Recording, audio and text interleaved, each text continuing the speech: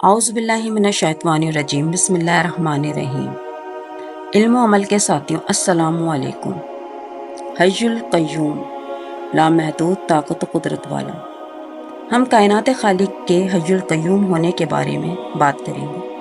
حی القیوم کے بارے میں لوگ بڑے بڑے وظائف کرتے ہیں۔ کیا ہم حی القیوم کے بارے میں جانتے بھی ہیں کہ جو ہم پڑھ رہے ہیں، بول رہے ہیں، اس کی اہمیت کیا ہے؟ ہمارا عمل کیسا ہے؟ نہیں، ہم کچھ نہیں جانتے۔ ہم صرف ایک صفاتی نام سمجھ کر پڑھتے ہیں اور یہ نہیں جانتے کہ اس کی طاقت و قدرت کیا ہے، کس کو پکار رہے ہیں اور کس سے مانگ رہے ہیں اور کیسے مانگ رہے ہیں۔ ہم رٹ رہے ہیں، وہ غفور الرحیم ہے، وہ ہمارے رٹے کو بھی سنتا ہے۔ لیکن اگر ہم اس کی قوت و طاقت کو ذرا سا سمجھ کر اپنی ناقص عقل کو استعمال کرتے ہوئے اپنے آپ کو حقیر اور ذلیل جان کر اس کو پکاریں تو کیا ہی مزے کی بات ہے۔ حی، ازل سے ابد تک زندہ رہنے والے کو کہتے ہیں۔ قرآن مجید میں لفظ حی صرف ایک جگہ اکیلا اور متعدد مقامات پر قیوم کے ساتھ آیا ہے۔ ارشاد باری تعالیٰ ہے، ترجمہ: وہی ہے جو ازل سے ابد تک زندہ ہے، اس کے سوا کوئی معبود نہیں، تم اس کو نہایت اخلاص سے پکارو۔ سورہ غافر آیات 65۔ ہمارا معبود زندہ ہے اور زندہ رہے گا۔ ہمارے دماغ میں یہ سوال پیدا ہوتا ہے، وہ زندہ ہے تو اس کی زندگی کیسی ہے؟ آیا اس کی زندگی ایسی ہی ہے جیسے ہماری، یا ایسا نہیں ہے؟ یقیناً ایسا نہیں ہے۔ ہم جس طرح اس کی ذات کے بارے میں کچھ نہیں جانتے، اس کی صفات کے بارے میں بھی تقریباً کچھ نہیں جانتے۔ وہ کیسے دیکھتا ہے، کیسے سنتا ہے؟ آیا آنکھوں سے دیکھتا ہے، کانوں سے سنتا ہے؟ جیسے ہم دیکھنے کے لیے آنکھوں کے محتاج ہیں اور سننے کے لیے کانوں کے محتاج ہیں۔ لیکن یہ تو ماننا پڑے گا، وہ بڑی ہی طاقت و قدرت والا ہے۔ وہ زندہ ہے کیونکہ زندہ ہی ہستی کسی دوسرے کو زندگی بخش سکتی ہے۔ جو ذات خود زندگی سے محروم ہو، وہ کیسے کسی کو زندگی بخشے گی؟ جیسے جو شخص خود جاہل ہو، وہ کسی دوسرے کو کیسے عالم بنا سکتا ہے؟ اس حی نے پانی سے ہر چیز کو پیدا کیا۔ ارشاد باری تعالیٰ ہے، ہم نے ہر چیز کو پانی سے زندگی بخشی۔ پانی سبب حیات ہے۔ اگر انسان، حیوان، اشجار کو پانی نہ ملے تو زندگی سے ہاتھ دھو بیٹھتے ہیں۔ پانی کے بغیر زندہ رہنا محال ہے۔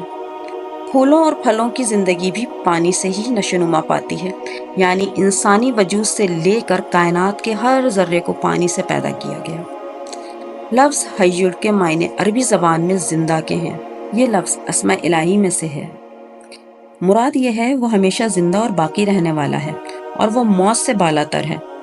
اب یہاں ایک بات قابل غور ہے، جو زندہ ہو اور موت سے بالا تر ہو، وہی کسی ظالم، جابر، گناہ گار، نافرمان کو ان کے گناہوں کی سزا دے سکتا ہے، کیونکہ وہ موت سے بالا تر ہے۔ جبکہ دنیا میں ہر طاقتور اگر کسی پر ظلم کرتا ہے تو وہ بد دعا کا شکار ہوتا ہے۔ طاقتور اگر کسی طاقتور سے بدلہ لیتا ہے تو کسی ایک کی موت ہو جاتی ہے، لیکن ذات باری تعالیٰ کا کوئی کچھ نہیں بگاڑ سکتا۔ وہ سب پر قادر ہے، سب اس کی دسترس میں ہے۔ اب تھوڑا سا قیوم کے بارے میں جاننے کی کوشش کرتے ہیں۔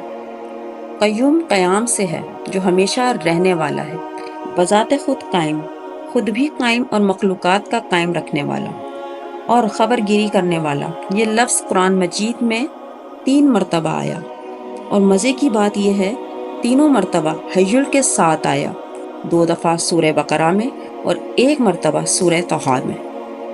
اس قیوم نے زمین و آسمان کو بغیر ستونوں کے قائم کر دیا۔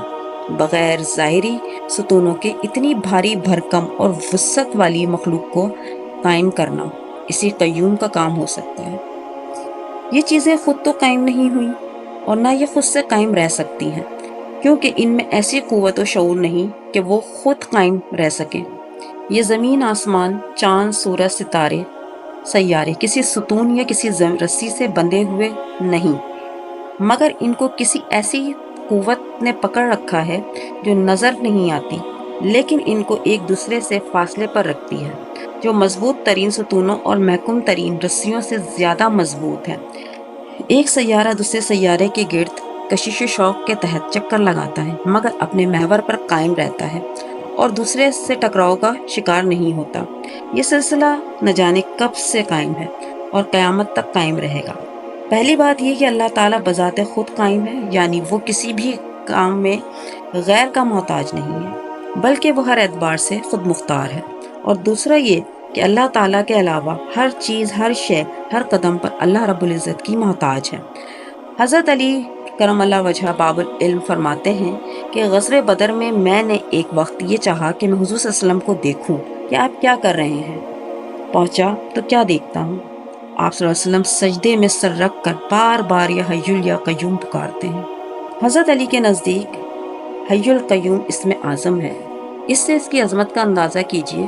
جن سے رب محبت کرتا ہے وہ رو کر پکار رہے ہیں، سجدے میں فریاد کر رہے ہیں، وہ اپنے آپ کو عاجزی سے اللہ کے آگے پیش کرتے ہیں۔ جن کے لیے اللہ نے دنیا بنائی، دنیا کا ہر ذرہ، ہر چیز آپ کا ذکر کرتی ہے، اللہ اور اس کے ملائکہ درود و سلام بھیجتے ہیں۔ وہ رب سے ایسے مانگ رہے ہیں کہ جیسے کوئی حقیر، عاجز اپنے آپ کو اپنے کسی بڑے آقا اور مالک کے آگے پیش کرتا ہے۔ اور آج ہماری حالت کیا ہے؟ کیا ہم مالک کو مالک سمجھتے ہیں؟ ہم عاجزی کرتے ہیں؟ ہم دل سے پکارتے ہیں؟ نہیں، وہ بہت محبت کرتا ہے۔ وہ خود کہتا ہے، مانگو اے بندو، مجھ کو پکارو میں دوں گا۔ ہماری حالت یہ ہے، ہم انسان سے امیدیں لگاتے ہیں جو ہمارے ہی جیسے ہیں۔ جب اللہ تعالیٰ ہر بندے کو کہتا ہے پکارو، تو ہم کیوں نہیں پکارتے؟ پکارتے کیوں نہیں؟